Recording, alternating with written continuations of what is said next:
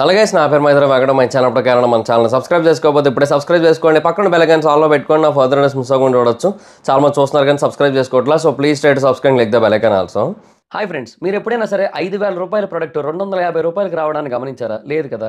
కానీ Amazon, Flipkart లాంటి companies ఏం చేస్తూ ఉంటాయంటే కొన్ని గోల్డెన్ హవర్స్ టైంలో మెగా డీల్స్ ఇస్తూ ఉంటాయి.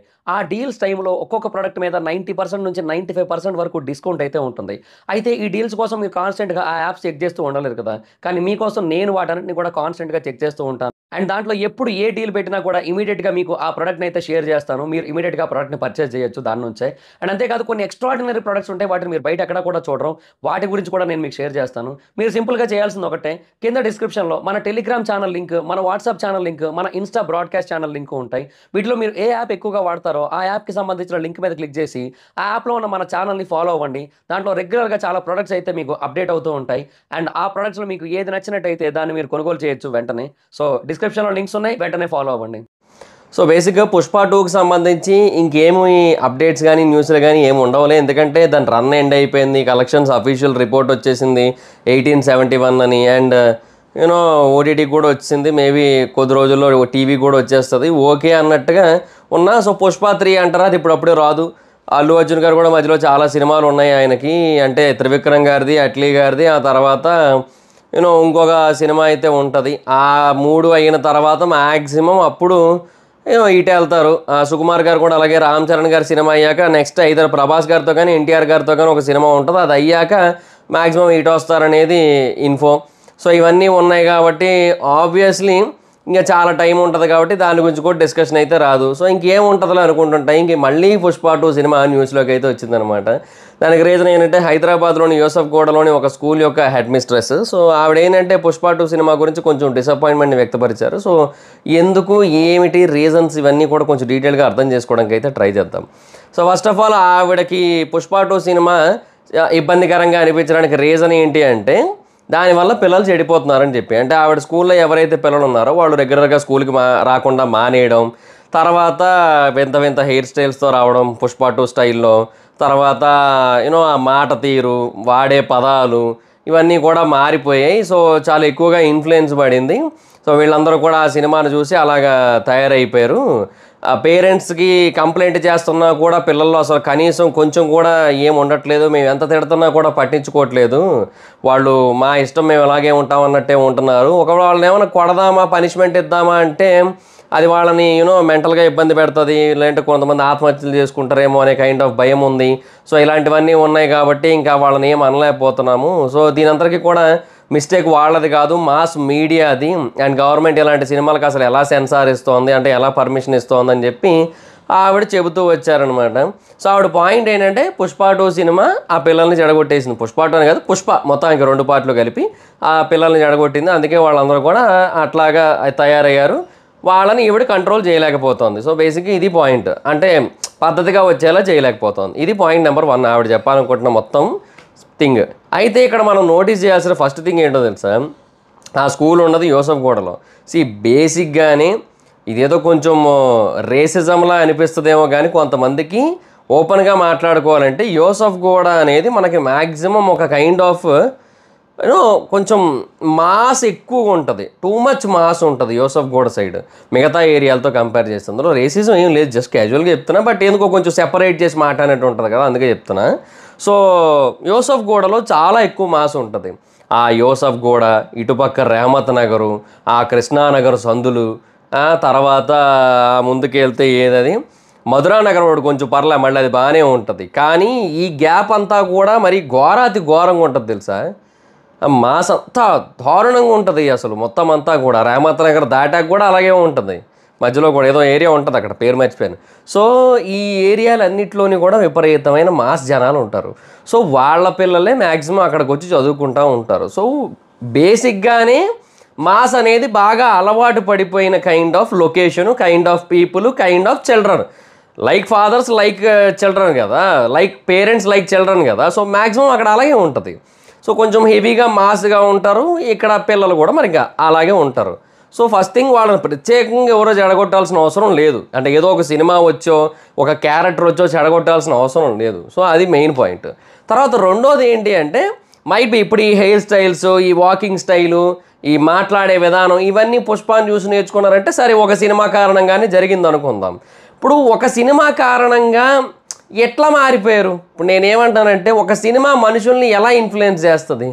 మరి అంత వరస్ట్ వీక్ మైండ్ సెట్స్లో ఉన్నారు ఆ మనుషులు. సో అది ఇక్కడ మెయిన్ కన్సర్నింగ్ పాయింట్. సో బేసిక్గా ఒక స్ట్రాంగ్ మైండ్ సెట్ని బిల్డ్ చేసుకునే విధంగా ఆ పిల్లలకి పేరెంట్స్ కానీ ఈ టీచర్ కావచ్చు లేదా మిగతా స్టాఫ్ కావచ్చు ట్రైనింగ్ ఇవ్వలేకపోయారు. యూనో నేను ఏమంటున్నానంటే మనం ఏదైతే మొదటి నుంచి ఒక కైండ్ ఆఫ్ మైండ్ సెట్తో నడుస్తూ వస్తున్నామో జీవిస్తూ వస్తున్నామో సడన్గా ఏదో ఒకటి మనకు ఎదురయ్యి ఇదేదో కొంచెం డిఫరెంట్గా ఉందని అనిపించినా కూడా మనం ట్రై చేయకూడదు. అప్పుడే మన మైండ్ సెట్ చాలా స్ట్రాంగ్గా ఉన్నట్టు, చాలా స్థిరంగా ఉన్నట్టు అప్పుడే మన మైండ్ సెట్. సో అది చాలా ఇంపార్టెంట్ పాయింట్ అనమాట ఇక్కడ. బట్ మీన్ వైల్ వీళ్ళు ఏంటంటే వెంటనే ఇన్ఫ్లుయెన్స్ అయిపోయారు. పోనీ వీళ్ళు నిజంగానే సినిమాలు చూసి ఇన్ఫ్లుయెన్స్ అయినప్పుడు మంచి సినిమాలు చూసి ఇన్ఫ్లుయెన్స్ అవుతారా అంటే అవరు.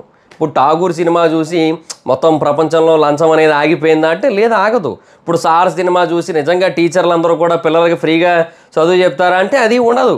నేనేమన్నా అంటే మంచి సినిమాలని ఎవరు ఇన్స్పిరేషన్ తీసుకోరు, చిన్నపిల్లలనే కాదు పెద్దోళ్ళు కూడా ఇన్స్పిరేషన్గా తీసుకోరు. చూస్తారు, బాగుంది అనుకుంటారు, ఓకే నైస్ అనుకొని వెళ్ళిపోతారు. బట్ ఎవరు కూడా వాటిని కూడా ఇన్స్పిరేషన్గా తీసుకోరు. చాలా మెసేజ్లు ఉంటాయి అబ్బా. ఆ నలుగురు సినిమాలో వాళ్ళ ఇంట్లో వాళ్ళు ఎన్ని ఇబ్బందులు పడుతున్నా సరే బయట నుంచి ఒకడు వచ్చి కష్టంలో ఉన్నానంటే వాడి కోసం ఆస్తి పత్రాలు పట్టుకొని వెళ్ళిపోతాడు ఆయన. దాన్ని చూసి నేర్చుకుంటారు ఎవరైనా? మీ ఇంట్లో వాళ్ళకి కాకుండా బయట వాళ్ళకి ఎవరైనా పెడతారా? పెట్టరు.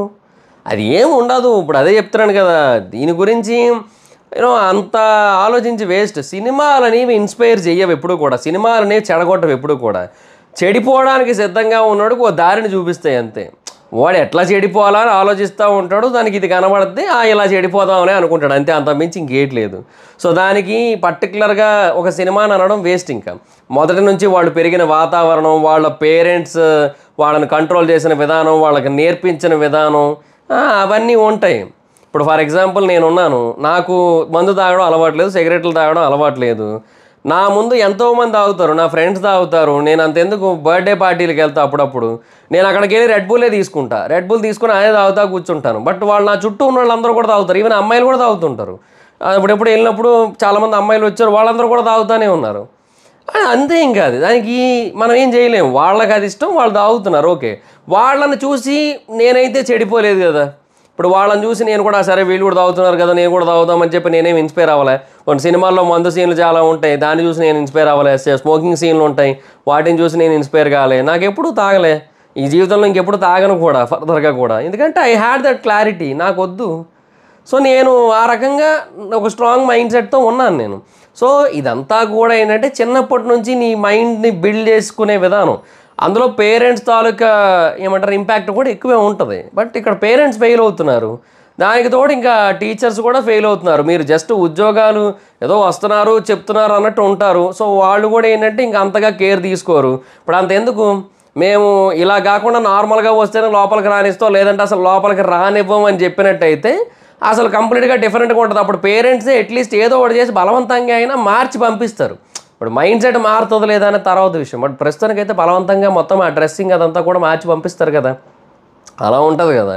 సో ఇలాంటి స్ట్రిక్ట్ రూల్స్ ఏవోటి పెట్టుకొని అట్లా మార్చుకోవాలి తప్ప ఒక సినిమా వల్ల నాశనం అయిపోయారు, గవర్నమెంట్ వీటిని ఎట్లా పర్మిషన్ ఇచ్చింది, ఈ విషయాన్ని గవర్నమెంట్ పట్టించుకోలేదంటే నేను అదే చెప్తున్నాను. అసలు వాళ్ళు ఆ సినిమా ఎందుకు చూశారు అసలు? ఫస్ట్ ఆఫ్ ఆల్ అది పేరెంట్స్ తప్పే కదా. వాడు వాళ్ళకి తెలియకుండా వెళ్ళినట్టయితే పిల్లలు సినిమాలకు వెళ్తున్నారా, కాలేజీలకు వెళ్తున్నారా, స్కూల్కి వెళ్తున్నారా కూడా తెలుసుకొని స్టేజ్లో పేరెంట్స్ ఉన్నట్టయితే అది కూడా వేస్టే కదా. ఆ ప్రకారంగా అది కూడా వరస్ట్ పేరెంటింగే కదా.